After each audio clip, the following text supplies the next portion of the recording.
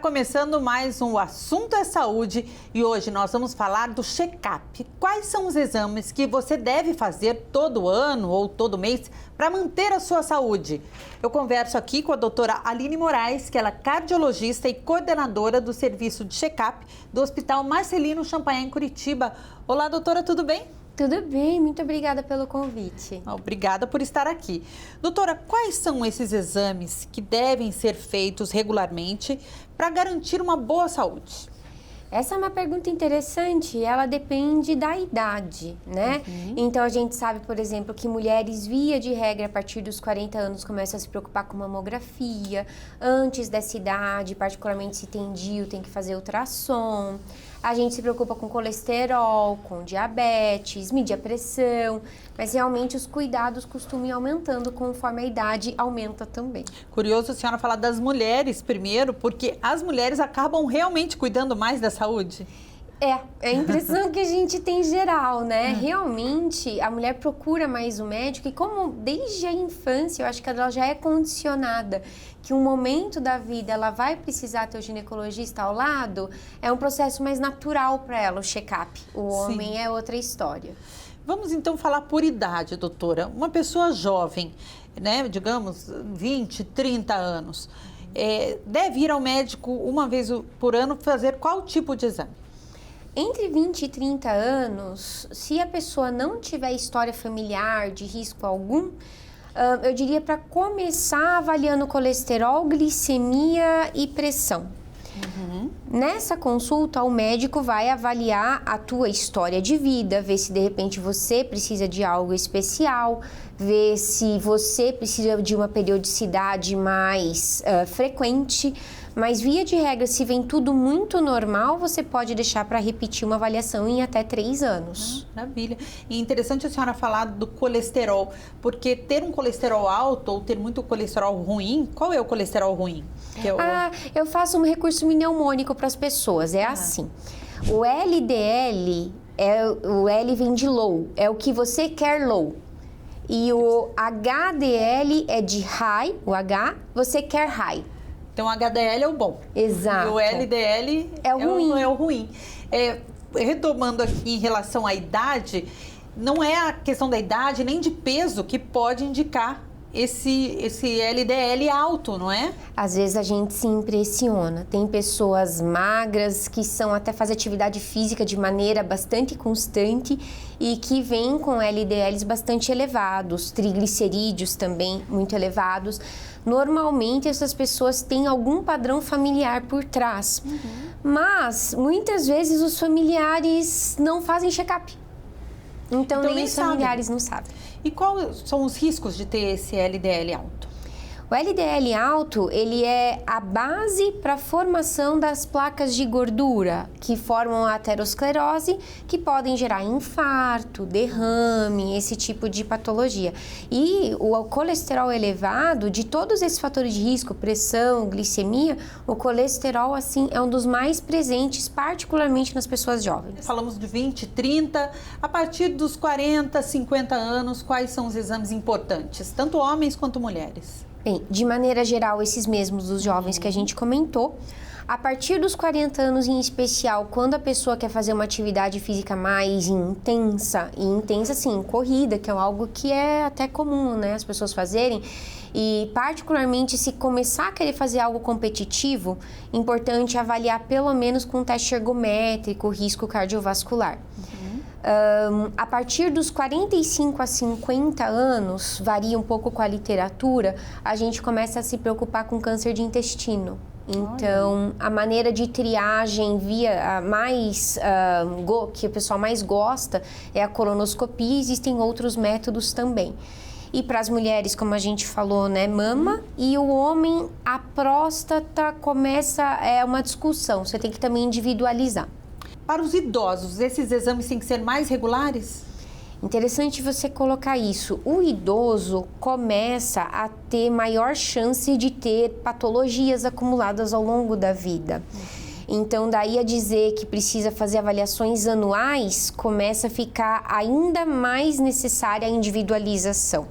Mas, via de regra, exames gerais uma vez por ano e o restante, ao longo do tempo, tem que ser reavaliado mesmo. Até porque o idoso, muito idoso, passa de 75, 80 anos, já começa a pesar quais exames você traz benefício em fazer. Começa a se preocupar com os riscos também, né? Sim. Não que não preocupe no jovem, mas no idoso é uma preocupação mais presente. Doutora, independente da idade, muita gente vai passar pela vida, por exemplo, da mãe ter um câncer de mama ou do pai ter um câncer de próstata. Os filhos têm que se preocupar, de repente, em adiantar alguns exames por conta desse histórico familiar? Excelente pergunta. Esse é um dos grandes focos da individualização, né? Não basta o familiar ter tido câncer, é necessário a gente saber com qual idade, teve qual tipo, porque a gente fala assim, câncer de mama, como se fosse um tipo, mas existem vários subtipos. Então, uma coisa que a gente pede até para as pessoas é guarde os exames anatomopatológicos dos seus parentes próximos, assim, de primeiro grau, para levar para o médico, porque esses resultados de biópsia, né, anatomopatológico é o resultado da biópsia, conduzem o risco dessa pessoa. Outra questão até para colocar, quando tem morte súbita na família, às vezes as pessoas ficam, não, vamos deixar o médico próximo dar o atestado, mas muitas vezes através de uma morte súbita que você faz a autópsia, é que você descobre algum risco para as outras famílias, né? Importante a senhora fazer esse alerta, porque muita gente faz exatamente isso. Tem um atestado de óbito, nem autoriza a autópsia, né? Exato. E às vezes disso saem algumas informações que, né, acabam ajudando muitas pessoas. A gente falou de todas as idades, dessa questão da importância de ser individualizado. E em relação às crianças, a criança muitas vezes tem medo, né, de fazer o exame de sangue. Tem que fazer, doutora? Ou também não? Criança em medicina geralmente entra um campo que as pessoas sabem menos informação, porque é difícil você fazer estudo com crianças, né? Nesses casos eu respeito muito os pediatras, eu acho que é importante ainda mais como idoso individualizar. Se é uma criança que é obesa, que tem história familiar, que come incorreto, que vamos combinar que é com criança. Acontece. Acho que pelo menos um exame no momento que o pediatra achar mais adequado é importante. É incomum a gente indicar medicação para crianças, mas a gente pode, desde uma idade bem precoce, já incutir hábitos de vida ainda mais, né, saudáveis. Aliás, esses hábitos de vida são essenciais em qualquer idade, né? A senhora falando como cardiologista, que hábitos são esses, doutora? Olha, eu acho que fica bacana a gente dividir alimentação, atividade física e a parte mental, né? A alimentação, a dieta que é, assim, ganhadora sobre reduzir risco de qualquer coisa é a dieta do Mediterrâneo. Então, a dieta do Mediterrâneo, ela já traz pra gente, né? O peixe, não é o peixe frito. É o Por peixe favor. assado, né? Com frutas, legumes, quanto mais cru in natura, melhor. Que seja pobre em alimentos ultraprocessados, né? Então, pobre em açúcar, refrigerante, enfim. A atividade física é uma atividade física moderada. Então, por mais que a atividade física intensa, que o pessoal faz corrida, possa trazer benefícios, a gente se preocupa de recomendar, assim, de forma geral, porque você nunca sabe qual que é o histórico de vida dessa pessoa. Exato. Mas uma atividade moderada é ótima, 3 a 5 vezes por semana, 30 a 60 minutos, se puder todo dia. E da parte mental, eu acho que ela faz a base para você conseguir manter todo o resto funcionando bem. E já existem algumas evidências de que essa questão de você estar vivendo bem o momento... Focar, né? Focar, exato. Que isso também reduza problemas de saúde. Ainda falando sobre aspecto mental, muita gente pode falar assim, que está nos ouvindo, eu não vou fazer exame nenhum, porque senão eu vou achar alguma coisa. Então eu não vou, estou fora, eu não quero fazer check-up. Isso é um erro, né, doutora? O fato de você não encontrar não significa que não está lá. Tem que fazer, não tem que ter medo de encontrar algo, né? Lembrando que se você encontra algo que é pequeno, você consegue resolver precoce. Eu posso até fazer uma metáfora que eu uso com os meus sogros, eles são assim. Né? E eles têm uma casa no sítio. Eu falo, tá bom, Então você não vai procurar a casa de vespa, vai esperar o vespeiro ficar gigante. E como é que você vai lidar com aquilo? Eles nunca fazem isso, eles sempre, ficou pequenininho, eles já resolvem. Qual que é a diferença com o seu corpo? Exatamente. Falando da questão mais individualizada, vamos falar dos homens que sempre estão querendo fugir do médico. Doutora, além de todos os exames, colesterol, né, glicemia, hipertensão, o que o homem tem que fazer de check-up mais regularmente?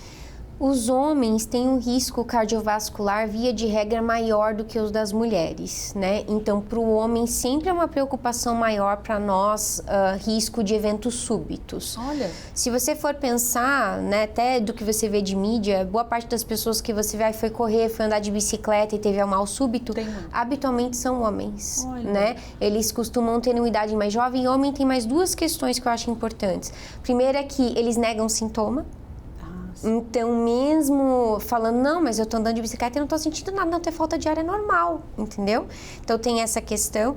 E outra questão é que tá muito em voga o uso de reposição hormonal. A reposição hormonal com testosterona, enfim, andrógenos, se bem indicada, tem benefícios para a pessoa. Mas as indicações são menos comuns do que o que a gente tem visto as pessoas usarem. E a testosterona pode aumentar o risco de eventos cardiovasculares quando mal indicada. As mães, as esposas que estão nos assistindo vão concordar que os homens são muito teimosos, doutora. Isso também é um problema? Sim, a maioria... São as mulheres que trazem. São as mulheres que trazem. O que eu vejo é que os homens muitas vezes têm uma imagem de si mesmos que é curiosa. Olha só. Boa parte acha que está com sobrepeso, mas tudo bem, é normal ter sobrepeso, porque com a vida a gente ganha peso mesmo. Certo. Pressão também, a pressão está em 150, não, mas a pressão é normal, ela aumenta com a vida. Eles têm muita negação, assim, então não apenas eles hesitam para ir no médico e escondem sintoma, como quando o médico fala que é necessário fazer algo, eles não entendem a visão que o médico está tendo da saúde deles. Então fica esse alerta para os homens também que estão nos assistindo, é preciso cuidar da saúde, né, doutora? É verdade. Doutora, em relação aos exames das mulheres, as mulheres são mais cuidadosas, nós estamos todos os anos lá fazendo os nossos exames. A mamografia e a mamografia digital, qual que é a diferença entre elas? A mamografia digital é feita com uma máquina mais moderna, mas via de regra a mamografia é indicada e não tem muito... Depende do local onde você vai fazer. E esses exames são essenciais para detectar eventualmente um câncer no início, né, doutora? Sim, a mamografia ela é a base do diagnóstico a partir dos 40 anos, mas, novamente, a individualização. Se é uma mulher que tem mamas densas, então que não tem tanta gordura, ainda tem bastante tecido mamário, a mamografia pode deixar dúvida, é necessário fazer um ultrassom de mamas junto. Por isso é tão comum você ver as mulheres fazendo ultrassom junto com a mamografia. E em casos de dúvida ou com uma história familiar mais importante, em alguns casos a gente indica a ressonância também, então individualizar mesmo. Na sua experiência, a senhora já viu muita gente ser salva mesmo por causa de um check-up? Ah, sim. Muita? Muitas. E eu acho que é curioso, assim, as pessoas falam muito em salvar a vida como se fosse uma questão de semanas. E sim, a gente já pegou coronária, que foi possível se tratar, e a pessoa não ter um evento que a gente sabe que seria em poucas semanas, enfim. Mas você salva vidas em médio para longo prazo. A gente pensa muito no curto, sim, né? No imediato. No imediato. Mas, por exemplo, a dieta do Mediterrâneo, se você convence uma pessoa a segui-la, você reduz morte em 5 anos. Olha isso, que sério. Então, é número alto. Sim. Doutora, muito obrigada pela entrevista, pelas informações. Tenho certeza que foram muito úteis. Obrigada pelo convite novamente, foi muito bom poder estar com vocês. Este foi o Assunto é Saúde. Se você quiser rever essa entrevista e outras inúmeras entrevistas com especialistas das mais diversas áreas, entra lá no nosso canal do YouTube. Tchau, até a próxima!